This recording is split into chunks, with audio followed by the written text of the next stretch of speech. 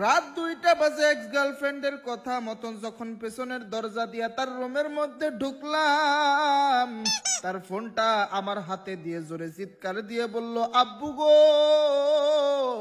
তাড়াতাড়ি পিছনের দরজা দিয়া রুমের মধ্যে আসো, এই চোরটা আমার ফোনটাও নিয়ে গেছে। আমি তো বোকার মতন দাঁড়াইয়া আছি, হাতে তার ফোন, বাইরে থেকে তার আব্বুর দৌড়ানোর শব্দ। মনে মনে বলতেছি, আল্লাহ গো এইবারের মতন বাঁচাইয়া দাও, আমি আর জীবনেও গার্লফ্রেন্ডের বাসায় আসবো না। আয় আমার মালিক, প্রেম করতে আইসা আজকে চোরের কেসে ফাঁসাইয়া দিও না। দেখতে দেখতে চাচা রুমের মধ্যে চলে আসলো। কি করব, রাস্তা না পেয়ে বেরেন খাটাইয়া তার ফোনটা বিছানার দিকে ছুঁড়ে মেরে বললাম, চাচা গো ফোনটা চোরের থেকে রেখে দিছি, কিন্তু চোরটারে ধরতে পারি না। চাচাই ডাক দিয়া কয়, এই পোলা তুমি কে?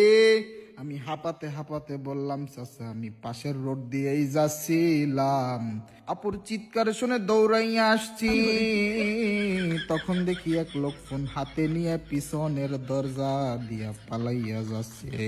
7-5 না ভেবে ফোনটা আগে থাবা দেই, কিন্তু লোকটারে ধরতে পারি নাই। আমার এক্স তো পুরা অবাক, কিরে এই বলদের মাথায় এত বুদ্ধি আইলো কেমনে? আমার এক্স তো জানে না আমার মাথায় অনেক অনেক বেরেন। আমার এক্স এখন আর কোনো কথা না বলে বোকার মতন তাকাইয়া থাকলো। এই কঠিন সময় বাইরে থেকে এক প্রতিবেশী চিৎকার দিয়া বলল, একটা ছেলে দৌড়াইয়া গলি দিয়া পালাইয়া গেল, মনে হয় এই ছেলেটাই চোর। মানে এক্সের রুমে ঢোকার আগে যারে আমি পালাইতে দেখছিলাম, এখন অবস্থা পুরা উল্টা।